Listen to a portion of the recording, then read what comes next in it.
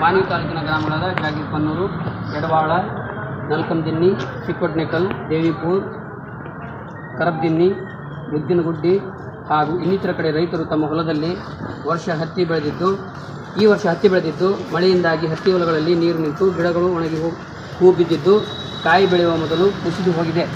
ಪರಿಣಾಮವಾಗಿ ರೈತರು ಭಾರೀ ನಷ್ಟ ಅನುಭವಿಸುತ್ತಿದ್ದಾರೆ. ಸಾಲ ಪಡೆದು ಬೆಳೆದ ಬೆಳೆ ಹಾಳಾದ ಕಾರಣ ತುಂಬ ತೊಂದರೆಯಾಗಿದೆ. ಬೆಳೆ ಸಂಪೂರ್ಣವಾಗಿ ಹಾನಿಗೊಳಗಾಗಿದೆ.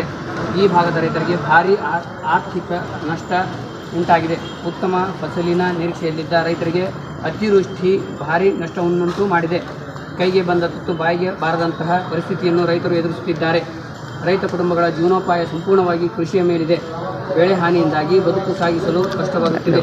ಆದ್ದರಿಂದ ಸರ್ಕಾರದ ನಿಯಮಾವಳಿಗಳ ಪ್ರಕಾರ ಪ್ರತಿ ಎಕರೆಗೆ 30 ರಿಂದ 40 ಸಾವಿರ ರೂಪಾಯಿ ತಕ್ಷಣವೇ ಗ್ರಾಮಗಳಿಗೆ ತೆರಳಿ ಸಮೀಕ್ಷೆ ಮಾಡಿ ಹತ್ತಿ ಬೆಳೆ ನಷ್ಟಕ್ಕೆ ಪರಿಹಾರ ಧನ ರೈತರ ಖಾತೆಗೆ ಬಿಡುಗಡೆ ಮಾಡಬೇಕೆಂದು ವಿನಂತಿಸುತ್ತೇನೆ. ವಂದನೆಗಳೊಂದಿಗೆ